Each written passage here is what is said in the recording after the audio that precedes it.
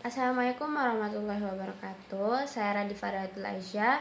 Di sini saya ingin menjelaskan hasil wawancara saya terkait penerapan kebinekaan global terkait kurikulum Merdeka di SD. Berdasarkan hasil wawancara dengan guru, penerapan kurikulum Merdeka dinilai sangat membantu dalam memahami perkembangan belajar siswa secara lebih mendalam.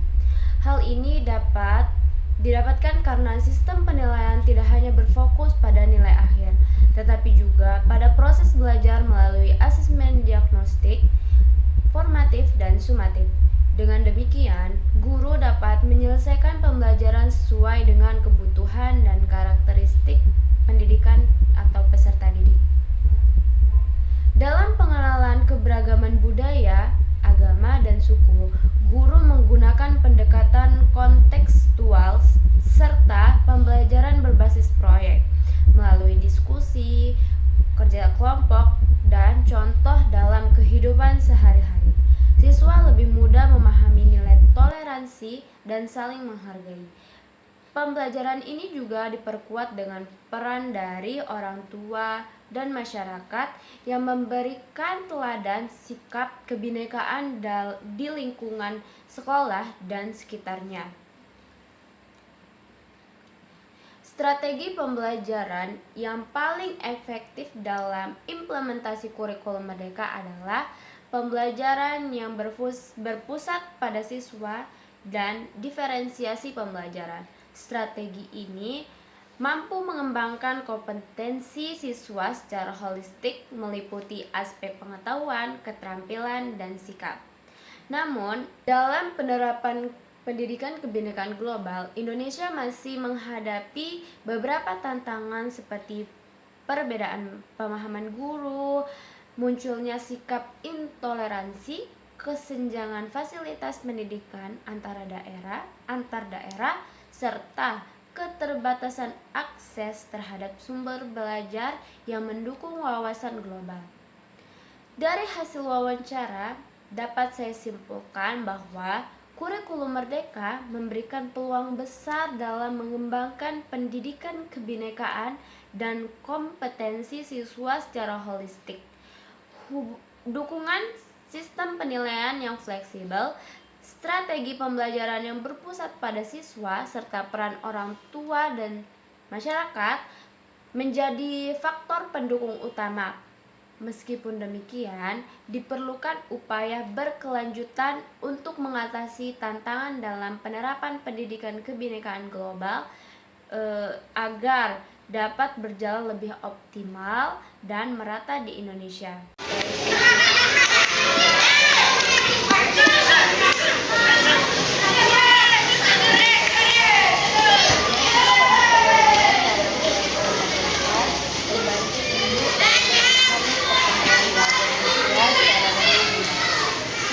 Biasanya yang kalau di sini itu kita memakai sistem kan sudah ada di sana itu misalnya SPP, silabus, terus gimana tujuan pembelajaran, terus yang awalnya itu kita suruh anak-anak untuk berdoa, kita mengambil nilai dari biasanya dari sikapnya, terus bagaimana caranya dia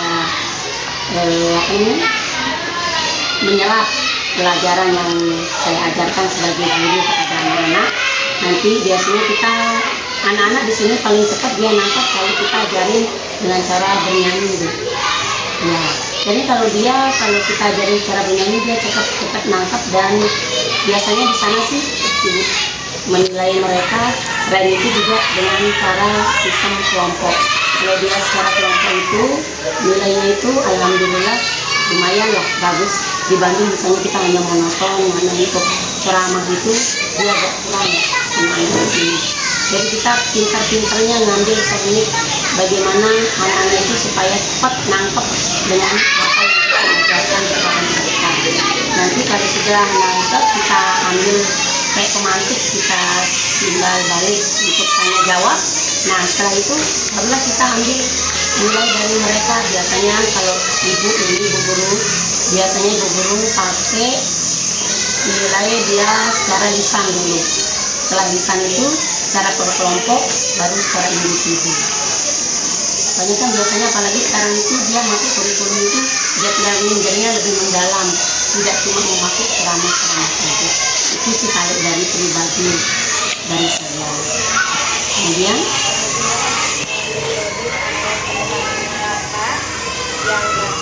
yang Ibu gunakan untuk mengenalkan beberapa agama dan kepada siswa dengan cara yang lebih mudah dipahami. nah, yang paling mudah dipahami kalau misalnya sistem kayak ada budaya atau semacamnya lah, biasanya saya menggunakan gambar.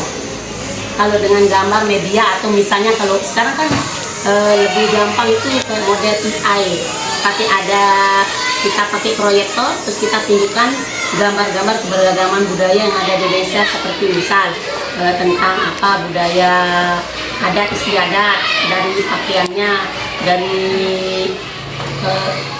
budayaan di sini biasanya adat. Kalau kita kan di sini pakai kalau nyongkolan budaya kan ada budayanya, terus seperti apa lagi bahasa, biasanya dia menggunakan bahasa yang bermacam-macam kan. Ke Indonesia ada bahasa Jawa, ada bahasa Sasak, terus kayak budaya apa lagi. Pokoknya kita di sini biasanya sih menggunakan langsung dengan media layar lah, dengan menggunakan AI itu. Kalau metodenya, karena anak-anak akan cepat nangkep kalau kita menggunakan seperti itu.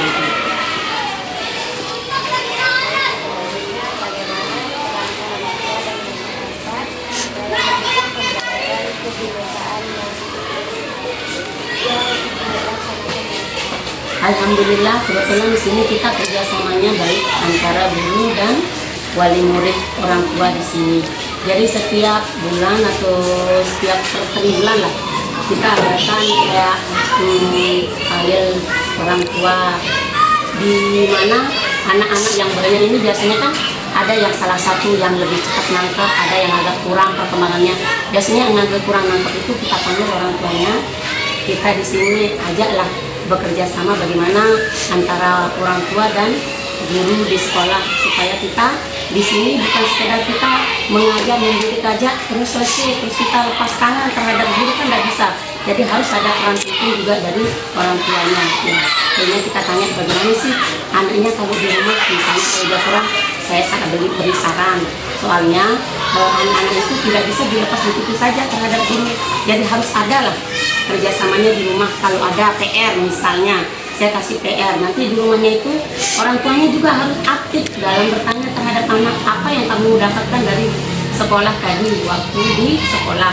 Terus setelah itu nanti kalau udah begitu tuh dia bisa cepat nangkep dan nyambung dalam keberbinekaan tunggal ika gitu sudah. Terus jadinya kalau pas waktu itu juga ada murid yang agak cenderung kita ada yang agak ya apa untuk dia bisa disabilitas gitu. Jadinya agak benar-benar kita tekankan untuk paham, kita rangkum dia secara berindividu. Nah ini agak sulit kan memang kalau orang yang tak berkebutuhan seperti itu. Jadinya bagaimana kita dengan anak ibunya kedatangan sesuatu, bagaimana caranya kita benar-benar ajak anak ini supaya bisa merasa seperti teman-teman yang lain. Dia tidak merasa tersisih juga, dia tidak merasa dibedakan juga dengan yang lainnya. Tentunya keberbinekaan itu kan berbeda-beda, namun tetap tujuan kita kan satu. Itu sih biasanya kalau kita di sini. Jadinya kerjasama dengan orang tua itu alhamdulillah tetap kita laporkan bagaimana perkembangan anak yang di sekolah. Terus orang tua juga harus lapor bagaimana anak di rumah, misalkan masih belajar. Ya kita sebagai guru di sini menyarankan, nah kamu bukan sekedar hanya belajar di sekolah, tapi juga harus belajar di rumah. Karena tidak bisa kita cukup belajar di sekolah, itu tidak cukup, harus juga belajar di rumah. Dan orang tua pun harus ikut merangkul anak. Tidak bisa kita lepas dipajak, ada PR, tidak ada PR, kita dilepas dipajak. Biasanya begitu kan orang tua. Jadi kita di sini tuh alhamdulillah kerjasamanya ya bagus antara orang tua dan orang tua.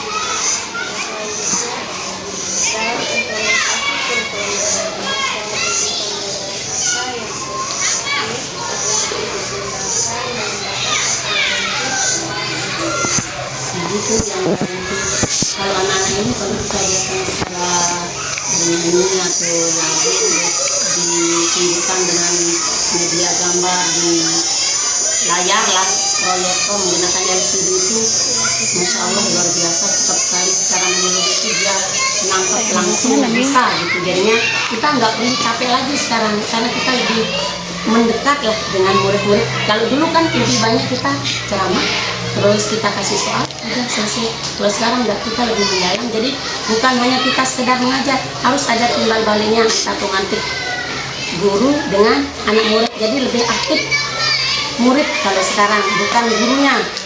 Aktifnya itu sekarang anak murid, gimana caranya anak murid itu lebih banyak bertanya.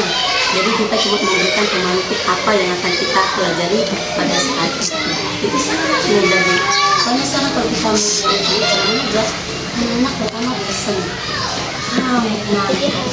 capek. Tapi kalau kita menggunakan kisah lain, kalau misalnya ada kesenangan itu, semangat atau apa, ya ice breaking itu cepat sekali anak untuk semangat gitu belajarnya. Jadi adik juga sebagai guru itu harus benar-benar pintar-pintarnya kita sebagai guru sebenarnya. Nggak harus kita monoton dengan buku ini panduan seperti ini, nggak harus seperti itu. Yang penting anak cepat nangkep, terus kita juga menjelaskan itu jelas, terus ada media, dan paling penting itu memang media yang tadi Ibu Guru jelaskan. Cepat sekali, coba deh buktikan, pasti manja. Ada lagi deh ya. Assalamualaikum Bu. Awas yuk, oke. Tantangan itu biasanya di sini tuh anak agak kurang dengan hal-hal yang bersifat keberbinekaan tunggal ika, tapi biasanya ibu itu mengambil dengan hal-hal yang real, yang nyata. Ibu langsung berikan contoh, begini loh kalau kita berbinekaan tunggal ika, dampaknya seperti ini loh kalau kita lakukan. Misalnya adat kita di sini biasanya kalau Sabtu budaya di sini setiap bulan awal bulan itu kita menggunakan misalnya lambung, atau ada katanya dari Sumbawa, ada orang Sumbawa, terus kan orang Jawa biasanya dia pakai kebaya atau seni, misal seni tari di sini juga ada misalnya tari atau lagi.